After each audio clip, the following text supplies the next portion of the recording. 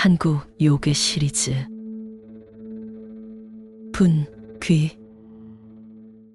황장군의 등장으로 집 주변 공기가 달라지자 호랑이가 나타났나 보군. 황장군 집을 살펴보던 가면 쓴 남자가 중얼거렸습니다. 호랑이 굴에서 호랑이가 나온 걸 확인한 남자는 이제 슬슬 가볼까? 그 말을 뒤로 가면 쓴 남자가 사라졌습니다. 그 쓴데는 시간이 없음에 조급해지기 시작했습니다. 적들은 자신과 장남을 포위할 뿐 이렇다 할 공격은 하지 않고 시간을 끌고 있었습니다.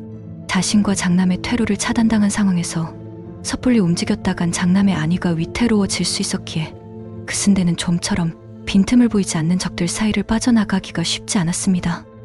이런, 시간이 없는데.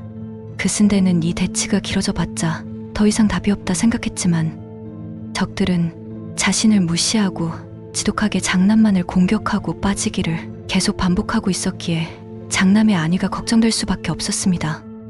대풍산에 드리웠던 어둠이 점차 옅어지고 있었습니다. 그 쓴데는 결심을 합니다.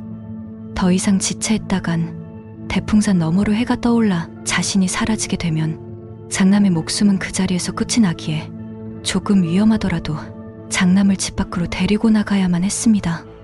그 쓴데는 적들을 향해 크게 검을 휘두른 다음 움찔하며 물러서는 적을 확인하고는 장남을 들쳐업고 달리기 시작했습니다.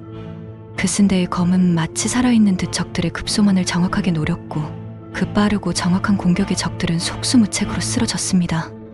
겹겹이 쳐져있던 포위망이 드디어 뚫렸지만 대풍산의 어둠 또한 여명의 빛에 의해 빠르게 밀려나고 있었습니다. 포위를 뚫은 그 쓴데는 장남을 내려놓고 대문을 향해 손짓합니다. 충은 한씨 아저씨의 몸이 점차 희미하게 사라지는 듯 보였습니다. 중아, 어서 대문으로 달리거라. 시간이 없다, 어서. 한씨 아저씨의 말에 정신을 차린 충은 대문을 향해 뛰기 시작합니다. 그래, 그렇지. 사라졌던 가면 쓴 남자가 지붕 위에서 나타나 그 쓴데와 장남을 바라보며 말합니다. 그의 손에는 활과 화살이 들려 있었습니다.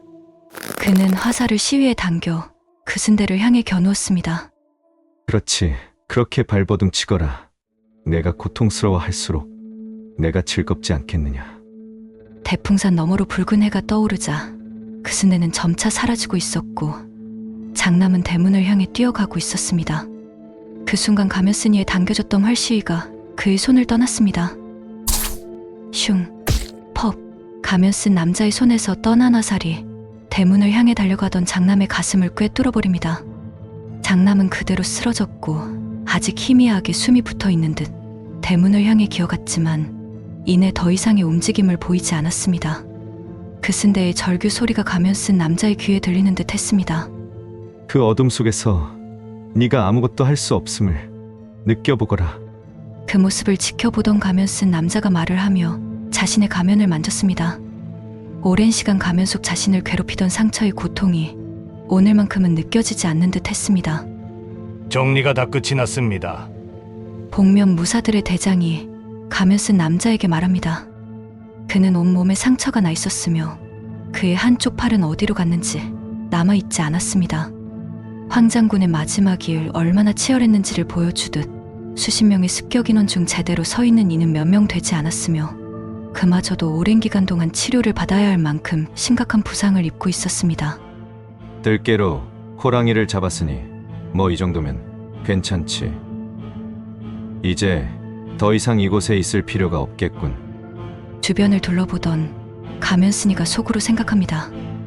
대풍산 너머로 떠오른 태양이 집안 곳곳을 비춥니다. 빛에 의해 드러난 황장군의 집은 그야말로 처참했습니다. 마치 지옥도를 연상케 하는 광경은 그날의 참혹함을 고스란히 보여주는 듯했습니다. 김대감은 환한 웃음을 띠고 자신 앞에 서 있는 한쪽 팔이 없는 무사를 바라보고 있었습니다. 그는 이번 황장군 습격을 주도한 인물로 김대감에게 보고를 하러 온 것이었습니다.